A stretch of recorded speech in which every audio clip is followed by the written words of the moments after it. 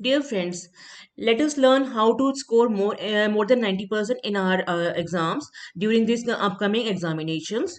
आपको अपनी answer sheets के ऊपर थोड़ा सा कंसंट्रेट करना पड़ेगा कि आप जो क्वेश्चंस अटेम्प्ट करते हो उसके आंसर्स देते वक्त आपको ध्यान रखना होगा कि मैं आपको कुछ पॉइंट्स बताने जा रही हूँ, उन सब चीज़ों का आपने बहुत ध्यान रखना है।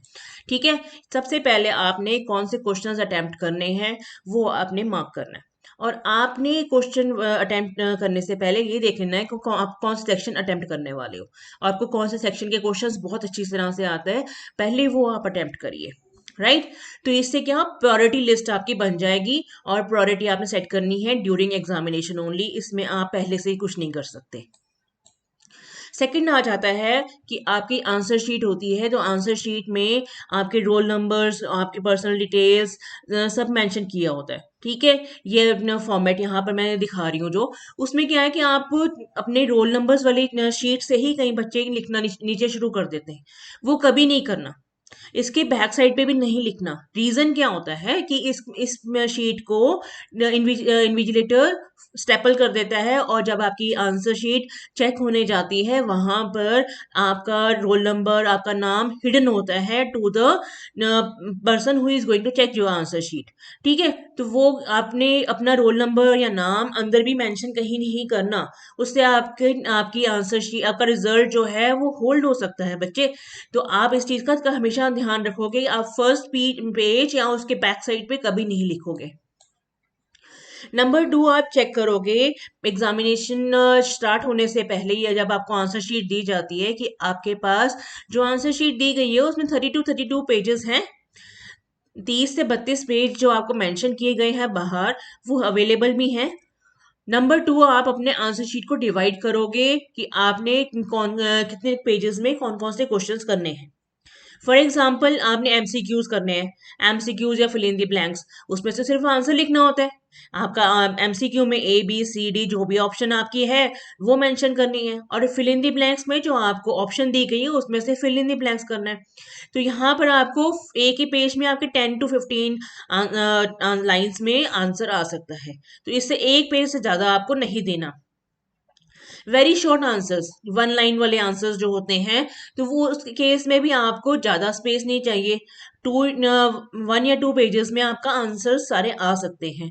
तो इस चीज का भी आपने ध्यान रखना है कि ज्यादा आपने पेजेस इनको नहीं एलोकेट कर रहे।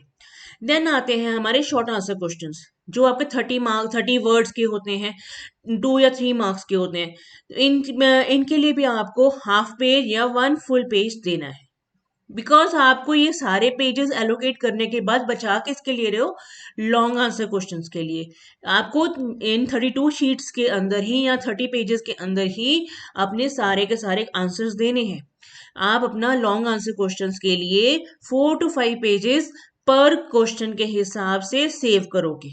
राइट, तो ये आप रिवर्स से शुरू कर लो या इन फर्स्ट एमसीक्यूज और वेरी शॉर्ट आंसर्स या फिर शॉर्ट आंसर्स को देने के बाद बचा लो, वो आपके ऊपर है कैसे आप अपना एलोकेट करते हो। ठीक है, इससे क्या होगा, आप अपना क्वेश्चन में हर क्वेश्चन पेज पे क्वेश्चन नंबर मेंशन कर दीजिए कि ये वाले क्वेश्चंस मैंने इस पेज पे मैं करने हैं, इसलिए इतनी लाइंस के अंदर ये आंसर आना चाहिए। उससे क्या होगा कि आप एक क्वेश्चन के ऊपर ज्यादा टाइम भी वेस्ट नहीं करोगे, खो नहीं जाओगे, क्योंकि आपका वो फेवरेट टॉपिक था या फेवरेट सब चैप्टर था का क्वेश्चन है या फेवरेट सब्जेक्ट का आंसर है। उसके ऊपर ज्यादा टाइम एलोकेट ना करके आप नेक्स्ट क्वेश्चन की तरफ मूव कर सकते हो, और with in given time frame आप अपना आंसर बुक कंप्लीट कर सकते हो। नेक्स्ट आ जाता है राइट मार्जिन। लेफ्ट मार्जिन हमेशा हमारे को आंसर बुक में डला हुआ मिलता है। राइट मार्जिन जो है हम रफ स्पेस के लिए यूज करते हैं in case of mathematics, but in case you are not doing exam of mathematics, आपको तब भी राइट मार्जिन लगाना चाहिए। ये क्यों? आपको इम्पोर्टेंट पॉइंट्स या एग्जाम्पल जो एग्जाम करते हैं वक्त बीच में की पॉइंट्स आपको याद आते हैं, इस स्पेस में आप मेंशन कर सकते हो। आपको ये वाले पॉइंट्स भी कवर करने हैं during your exam, during this question. तो ये वाले क्वेश्चन को करने करने के टाइम पे ये वाले पॉइंट्स भी कवर हो जाने चाहिए, मैं भूल ना जाऊं, इसलिए मैं जल्दी जल्दी में कोई भी अगर मेरे को पॉइंट याद आ रहा है एग्जाम करते वक्त तो मैं वहां पर साइड में लिख सकती हूँ। ठीक है। कई बार हम अपना भूल जाते हैं, तो यार राइट मार्जिन में अगर लिखे रहेंगे तो हम उन्हें उन पॉइंट्स को भी कवर कर सकते हैं। ठीक है। नेक्स्ट आ जाता है इसके बाद diagrams, mind maps, flow charts, pie charts और टेबल्स। इन सब के बनाते हैं हम। ठीक है। लेकिन कई बच्चे क्या करते हैं, आसपास ही इसके आंसर भर देते हैं और इसको लेबल भी नहीं करते, इसको बॉक्स में भी नहीं डालते, तो इनके बनाए हुए के का पता ही नहीं चलता। तो टीचर मार्क्स किस चीज के दे, डायग्राम के कि आंसर के? क्योंकि डायग्राम जो है वो हमेशा क्लियरली बना होना चाहिए, एक बॉक्स में होना चाहिए, उसको लेबल किया होना चाहिए। ये तो हमने किया ही नहीं था, तो हमारे को मार्क्स कहाँ से मिलेंगे इस चीज के? तो इन चीजों का हमने ध्यान रखना है।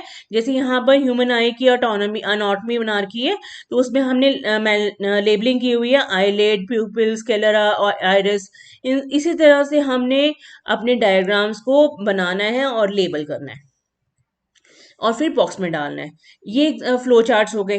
फ्लो चार्ट्स हमने डायग्राम्स प्रॉपरली बनाने हैं।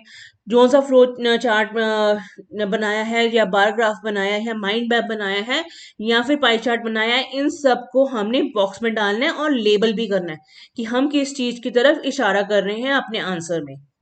ठीक है। आपने सारे क्वेश्चंस अटेम्प्ट करने हैं, कोई भी क्वेश्चन छोड़ना नहीं है। इस चीज को भी आप गांठ बांध दीजिए कि आपने सारे सेक्शंस भी चेक करने हैं कि आपका कोई क्वेश्चन छूट ना जाए, सो दैट आपका नुकसान ना हो। राइट। और there is no need to decorate your answer book. Reason क्या होता है कि हम अपना आंसर बुक डेकोरेट करने में लग जाते हैं और क्वेश्चन हमारे मिस हो जाते हैं। इसकी जगह आप एक सिंपल सा फॉर्मूला यूज करो कि आपने अपना इंट्रोडक्शन, डेफिनेशन या फिर गिवन को, इंपॉर्टेंट हेडिंग या की पॉइंट्स को, या फिर हमारी एग्जाम्पल को या कंक्लूजन को, इनको आप अंडरलाइन कर दो with the help of pencil. क्योंकि कई बच्चे क्या है कि बहुत अच्छी सी पेंसिल बॉक्स ले आते हैं, उसमें बहुत से कलरफुल पेन्स होते हैं और बहुत टाइम वेस्ट करते हैं इन सब चीज़ों में। आंसर बुक लिखते वक्त इन सब चीज़ों की ज़रूरत नहीं है। आपको वहां पे आपको आंसर्स के नंबर नंबर मिलने वाले हैं, आपको डेकोरेशन का नंबर नहीं मिलने वाले। Please take care of this thing. Next होता है हमारा space between the two words और टू क्वेश्चंस। आप इस चीज का ध्यान रखना कि दो वर्ड्स के बीच में बच्चे अपना स्पेस नहीं मेंशन करते। जैसे नीचे मैंने दिखाया है इमेज में कि एक तो हैंड राइटिंग बहुत बुरी गंदी है। आपके टीचर्स कोई हैंड राइटिंग एक्सपर्ट नहीं है।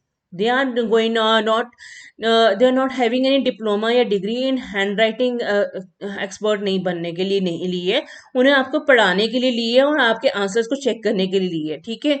और आपकी हैंड राइटिंग क्लियर होनी चाहिए, लेजिबल होना चाहिए, दो वर्ड्स के बीच में प्रॉपर स्पेस होनी चाहिए। राइट। इस चीज का बहुत ध्यान रखो बच्चे एग्जाम लिखते वक्त, और कोशिश करो कि नेक्स्ट क्वेश्चन जो है नेक्स्ट पेज से ही शुरू हो। इससे क्या है कि आपके मार्क्स, आपके पेपर में आपको नंबर देना टीचर के लिए बहुत आसान हो जाता है।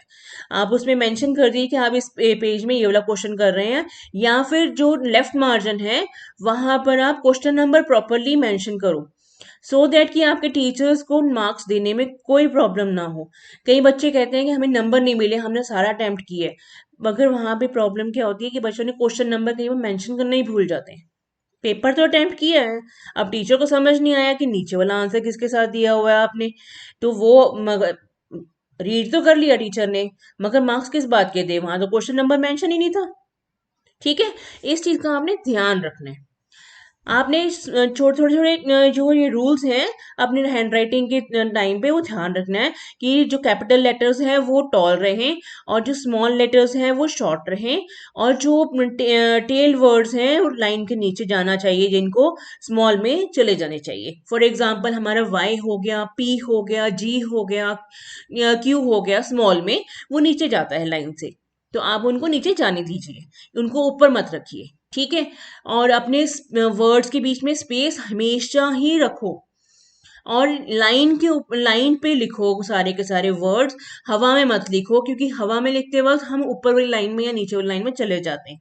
इन सब चीजों का ध्यान रखो और उनको दो अल्फाबेट्स जो हैं एक वर्ड के, उनको आप इकट्ठे रखो। फॉर एग्जाम्पल किसी बच्चे ने लिखा टी इधर है, ओ उधर सेंटर में है, और गैदर आगे जाके लिखा हुआ है, तो एक पूरा लाइन उसने यूज कर ली और टुगेदर वर्ड लिखा है। इस चीज का भी आप ध्यान रखो।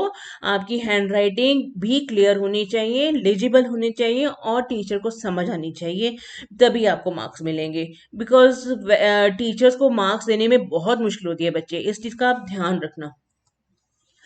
अपनी स्क्रिबलिंग की हैबिट है उसको थोड़ा सा ध्यान कम करो। आंसर शीट लिखते वक्त जब आपको कुछ चीज गलत हो जाती है तो उस पर एक लाइन मार दो पेन से। आपको स्क्रिबलिंग करने की कोई जरूरत नहीं है। स्क्रिबलिंग जब हम करते हैं तो क्या होता है कि एक तो वो बहुत बुरा लगता है, देखने में बहुत बुरा लग रहा है, और बैक साइड पे आंसर शीट के उसी आंसर पेज के एक तो पेज फटने के चांसेस बन जाते हैं। दूसरा क्या है कि आप दो पेजेस के साथ साथ कई बार तीसरा पेज भी खराब कर देते हो। वो स्क्रिबलिंग करते वक्त अगर कुछ वहां पे लिखा हुआ है तो वो भी कट जाता है, तो आपका आंसर एक तो बुरा तो लग ही रहा है, और आपका नुकसान वहां पे 3 पेजेस का हो जाता है। तो प्लीज इस हैबिट को अवॉइड करना, और एक ही लाइन से उसको क्रॉस कर देना कि हाँ कि मेरा ये लाइन, ये वर्ड, ये गलत है। ठीक है। यहाँ पर देखो ये बच्चे ने क्या किया हुआ है, पीटर पीटर ने a+b ब्रैकेट्स में रेज टू पावर n, वही चीज उसने 3-4 बार लिख दी। क्या फायदा हुआ इसको लिखने का, फिर बाद में उसके ऊपर क्रॉस डाला हुआ है। क्या इसका क्या करें हम? ठीक है, आप बताओ इस चीज का कोई फायदा है? किस चीज के नंबर मिलेंगे इसमें? ना नेक्स्ट आ जाता है कि एग्जाम करते वक्त डोंट पैनिक। आपका जो क्वेश्चन पेपर है हो सकता है उसमें 3 सेक्शन हो सकता है उसमें 2 सेक्शन हो सकता है उसमें 5 सेक्शन हो। ठीक है, आपने अपना टाइम एलोकेट करना है। मैंने इस तरह इसमें प्रेजेंटेशन में बस उसको 1 घंटा पर सेक्शन दे दिया है। हो सकता है अगर short term short fill in the blanks या एमसीक्यूज है वो आपके 10 मिनट में हो सकते हैं। वन लाइन वाले आंसर्स आपके हाफ एन आवर में हो सकते हैं, और वन पेज वाले आंसर्स आपके वन अगेंस्ट अगेन 1 आवर में हो सकते हैं। तो अभी जो बाकी का टाइम बचा है वो आपने सी सेक्शन यानी कि लॉन्ग क्वेश्चन आंसर्स को देने हैं। ठीक है, उसके बाद भी आपको टाइम बचाना है थोड़ा सा रिव्यू करने के लिए, फ्लो चार्ट्स या फिर डायग्राम्स बनाने और लेबल करने के लिए। तो आप इस चीज की प्रैक्टिस घर पे भी कर सकते हो with the help of last year question papers. ठीक है, आप घड़ी साथ में रखिए और चेक करिए कि 3 घंटे के अंदर अंदर आपका पेपर होना चाहिए, और आपने उसको रिव्यू भी करना है। राइट। तो ये क्या है, अपनी आंसर बुक को आपने लास्ट में रिवाइज भी करना है, रिव्यू भी करना है। रीजन होता है इसके पीछे कि कई बार मैं क्या करती हूँ कि मैं डायग्राम्स एंड में बनाऊंगी, राइट, या फिर मैं फ्लो चार्ट्स एंड में बनाऊंगी। मैं इस क्वेश्चन के अगर कुछ मैथ्स का है या फिर साइंस का है तो खास करके, या फिर मैप्स या फिर ग्राफ्स होते हैं वो बच्चे क्या करते हैं एंड में करेंगे, तो वो रह जाता है। इस चीज का आपने ध्यान रखना है कि आपने अपनी आंसर बुक और की पॉइंट्स वगैरह को अंडरलाइन करना है अपना। इस सब चीजों के लिए आपने लास्ट में 10 to 15 मिनट्स बचा के रखने हैं। ठीक है, और कोई क्वेश्चन अगर आपका मिस हो गया किसी सेक्शन का तो वो भी आपने करना है। तो इस चीज के लिए आपने अपना टाइम सेव करना है एंड में, और इसको रिव्यू जरूर करना है।